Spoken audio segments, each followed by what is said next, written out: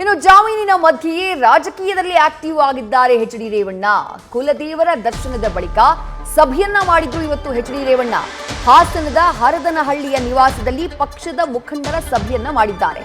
ದಕ್ಷಿಣ ಶಿಕ್ಷಕರ ಕ್ಷೇತ್ರದ ಚುನಾವಣೆಯ ಹಿನ್ನೆಲೆ ರೇವಣ್ಣ ಸಭೆ ಮಾಡಿದ್ರು.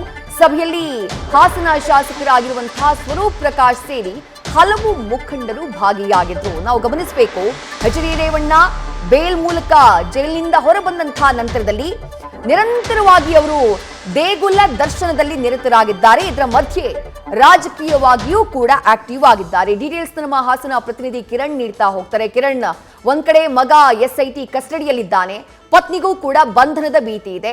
ಈ ಮಧ್ಯೆ ರೇವಣ್ಣ ಅವರ ಜಾಮೀನು ಅರ್ಜಿ ರದ್ದಿಗೆ ಈಗಾಗಲೇ ಹೈಕೋರ್ಟ್ನಲ್ಲಿ ವಿಚಾರಣೆ ನಡೀತಾ ಇದೆ. ಇದೆಲ್ಲದರ ಮಧ್ಯೆ ರಾಜಕೀಯವಾಗಿ ಆಕ್ಟಿವ್ ಆಗಿದ್ದಾರೆ ಎಚ್.ಡಿ. ರೇವಣ್ಣ ಅವರು. ಸಭೆಯಲ್ಲಿ ಏನೇನು ಚರ್ಚೆಯಾಯಿತು, ಏನೇನು ವಿಚಾರಗಳ ಬಗ್ಗೆ ಮಾತುಕತೆ ನಡೆಯಿತು? ಕಿರಣ್.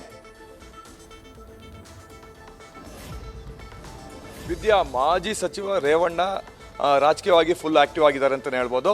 ಅಂದರೆ ಇಂದು ಕೂಡ ಬೆಳಿಗ್ಗೆ ಬೇಗ ಎದ್ದ ಕೂಡಲೇ ಫಸ್ಟು ಒಳನರಸೀಪುರ ತನ್ನ ನಿವಾಸ ಏನಿದೆ ಅಲ್ಲಿ ಪಕ್ಕದಲ್ಲಿ ಯೋಗ ನರಸಿಂಹಸ್ವಾಮಿ ದೇವಸ್ಥಾನ ಇದೆ, ದೇವಸ್ಥಾನಕ್ಕೆ ಭೇಟಿ ಕೊಟ್ಟರು. ದೇವಾಲಯದಲ್ಲಿ ವಿಶೇಷವಾದ ಪೂಜೆ ಮಾಡಿದ್ರು. ತದನಂತರ ಮಾಧ್ಯಮದಿಂದ ಮಾತಾಡ್ತಾ ಹೇಳಿದ್ರು, ಏನು ಈ ಬಾರಿ ಮತ್ತೆ ಲೋಕಸಭಾ ಚುನಾವಣೆಯಲ್ಲಿ ಈ ಬಾರಿ NDA ಮೈತ್ರಿ ಸರ್ಕಾರ ಏನಿದೆ ಬರೋದಂತೂ ಗ್ಯಾರಂಟಿ ಅಂತ ಹೇಳಿದ್ರು. ಮತ್ತು ದೇಶ ಉಳಿಬೇಕಂದ್ರೆ ಮೋದಿ ಅವರು ಮತ್ತೆ ಪ್ರಧಾನಿ ಆಗಲೇಬೇಕು ಅಂತಲೇ ಹೇಳಿದ್ರು. ಇದಲ್ಲದೆ ಮುಂಬರುವ ಏನು ರಿಸಲ್ಟ್ ಬಂದ ನಂತರ 3 ಲೋಕಸಭಾ ಚುನಾವಣೆಯಲ್ಲಿ ಏನು JDS ಬೆಂಬಲಿತ ಅಂದರೆ BJP JDS ಅಭ್ಯರ್ಥಿಗಳೇನು ಸ್ಪರ್ಧೆ ಮಾಡಿದ್ದಾರೆ ಅಷ್ಟು ಕೂಡ ಮೂರು ಕ್ಷೇತ್ರ ನಾವು ಗೆಲ್ಲೋ ವಿಶ್ವಾಸನ ಕೂಡ ವ್ಯಕ್ತಪಡಿಸಿದ್ರು. ಇದಲ್ಲದೆ ಕುಮಾರಸ್ವಾಮಿ ಅವರು ಹಿಂದೆ ಕುಮಾರಸ್ವಾಮಿ ಅವರು ಶಿಕ್ಷಣ ಕ್ಷೇತ್ರಕ್ಕೆ ಸಾಕಷ್ಟು ಕೊಡುಗೆ ಕೊಟ್ಟಿದ್ದಾರೆ, ಸಾವಿರಾರು ಕೋಟಿ ಅನುದಾನ ಕೊಟ್ಟಿದ್ದಾರೆ, ಸಾಕಷ್ಟು ಕಟ್ಟಡಗಳನ್ನು ಸಹ ಕಟ್ಟಿಸ್ಕೊಟ್ಟಿದ್ದಾರೆ. ಮುಖ್ಯಮಂತ್ರಿ ಕುಮಾರಸ್ವಾಮಿ ಅವರು ಮಾಡಿಕೊಟ್ಟ ಹಿಂದೆ ಮುಖ್ಯಮಂತ್ರಿ ಆಗಿದ್ರು ಕುಮಾರಸ್ವಾಮಿ ಅವ್ರು ಮಾಡಿದಂಥ ಶಿಕ್ಷಣ ಕ್ಷೇತ್ರಕ್ಕೆ ಕೊಟ್ಟಂಥ ಕೊಡುಗೆ ಯಾರು ಕೊಟ್ಟಿಲ್ಲ ಅಂತ ಕೂಡ ಹೇಳಿದ್ರು. ತದನಂತರ ಮತ್ತೆ ತನ್ನ ಹರದನಹಳ್ಳಿ ಇರೋಂಥ ಕುಲದೈವ ಈಶ್ವರನ್ಗೆ ದರ್ಶನ ಮಾಡಿದ್ರು. ದರ್ಶನ ಮಾಡಿದ ನಂತರ ಅಲ್ಲೇ ಹರದನಹಳ್ಳಿ ಇರೋಂಥ ತಮ್ಮ ನಿವಾಸಕ್ಕೆ ಭೇಟಿ ಕೊಟ್ಟರು. ಅಲ್ಲಿ ಹಾಸನ ವಿಧಾನಸಭಾ ಕ್ಷೇತ್ರದ ಏನು ಶಾಸಕ ಸ್ವರೂಪ್ ಪ್ರಕಾಶ್ ಸೇರಿದಂತೆ JDSನ ಹಲವು ಮುಖಂಡರು ಕೂಡ ಮನೆಯಲ್ಲಿ ಸಭೆಯಲ್ಲಿ ಭಾಗಿಯಾಗಿದ್ದರು. ಅಲ್ಲಿ ದಕ್ಷಿಣ ಶಿಕ್ಷಣ ಕ್ಷೇತ್ರಕ್ಕೆ ಸಂಬಂಧಪಟ್ಟಂಥ ಚುನಾವಣೆಗೆ ಯಾವೆಲ್ಲ ರೂಪುರೇಷೆಗಳು ಮಾಡಬೇಕು, ಏನು ಮಾಡಬೇಕು ಅದ್ರ ಬಗ್ಗೆ ಕೂಡ ಚರ್ಚೆ ಆಯಿತು.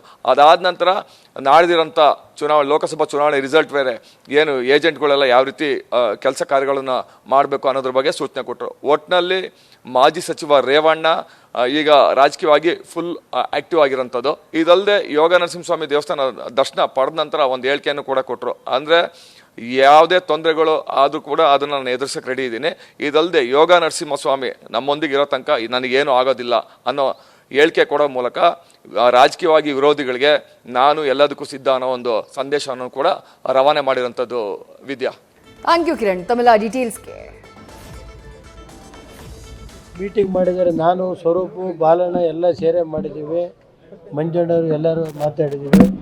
ನಾಳೆ ಎಲ್ಲ ಬೆಳಗ್ಗೆ ಅವ್ರು 6 ಗಂಟೆಗೆ ಹೋಗ್ತಾರೆ ಕೌಂಟಿಂಗ್ಗೆ, ಎಲ್ಲ ಇರ್ತಾರೆ. ಆಮೇಲೆ ಅದರಲ್ಲಿ ನಾನು ಚುನಾವಣೆ ಒಂದು ಮನವಿ ಮಾಡೋದಿಷ್ಟೇ, ಪತ್ರಿಕೆಯರನ್ನು ಅಲ್ಲಿ ಇಟ್ಕೋಬೇಕು, ಒಳಗಡೆ ಪತ್ರಿಕೆಯರನ್ನ ಮಾಧ್ಯಮದನ್ನ ಒಳಗಡೆ ಇಟ್ಕೋಬೇಕು ಅಂತೇಳಿ ಒಂದು ಡೈರೆಕ್ಷನ್ನ ಚುನಾವಣೆ ಆಯೋಗ ಎಲ್ಲ ಜಿಲ್ಲಾಧಿಕಾರಿಗಳಿಗೆ ಕೊಡಬೇಕು ಅಂತ ಮನವಿ ಮಾಡಿ.